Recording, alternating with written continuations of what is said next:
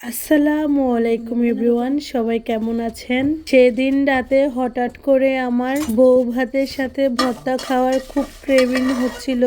খেলেও আমার সারা রাতে একদমই ঘুম আসবে না। স্বপ্নর বাবাকে জিজ্ঞাসা করলাম, তোমরা কি খাবা নাকি? সাথে সাথে বাপ বেটা দুজনেই রাজি হয়ে গেল। তোমরাও যদি খেতে চাও তাহলে আমার সাথে হেল্প করো, উঠো। আমাকে রসুন সুন্দর করে পরিষ্কার করে দিচ্ছিল। আমি রসুন আর শুকনো মরিচ এখন সুন্দর করে টেলে নিব। ঝাল করে বেশি করে ধনিয়া পাতা দিয়ে ভর্তা বানাবো। রাতে শুয়ে পড়লে এমন এমন খাবারের ভিডিও আসে, না খেয়ে আর পারি না আমি।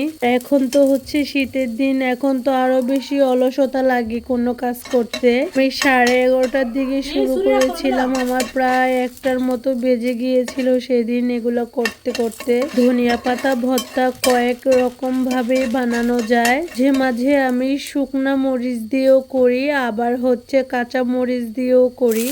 যেহেতু বেশি করে ধনিয়া পাতা ভর্তা করব, তাই আমি অর্ধেকটা দিয়ে দিলাম তেলের সাথে। নর্মালি আমি ধনিয়া পাতা টানি না, তো আজকে ভাবলাম যেহেতু বেশি করে করব তাই অর্ধেকটা একটু টেলে নেই। তার কাছে কাঁচা ধনিয়া পাতা ভর্তাটাই বেশি মজা লাগে, বেশি স্মেল লাগে ধনিয়া পাতার গায়ে যে পানিটা আছে ওইটা ছেড়ে দিলে হচ্ছে আমি সুন্দর করে শুকিয়ে নিয়ে পাটায় সুন্দর করে হচ্ছে মিক্স করে আমি বেটে নিব। ভর্তা যত মিক্স করে বাটা যায় তত বেশি মজা লাগে। দানা দানা ভর্তা আমার একদমই ভালো লাগে না। আলার সময় এত সুন্দর স্মেল আসতেছিল, মনে হচ্ছে তখনই আমি হচ্ছে খেয়ে ফেলি সব। আমি তো মাঝে মাঝে ফ্রেশ ধনিয়া পাতা দিয়ে ভর্তা করে হচ্ছে খাই, খুব ভালো লাগে আমার। এই তো ধনিয়া পাতার গায়ে থেকে পানিটা ছেড়ে দিয়েছে, এখন আমি হালকা করে সুন্দর করে টেলে নিব। ধনিয়া পাতার গায়ের রং যেন চেঞ্জ না হয় ওই দিকেও খেয়াল রাখতে হবে, তাই একটু হাইটে টেলে নিতে হবে।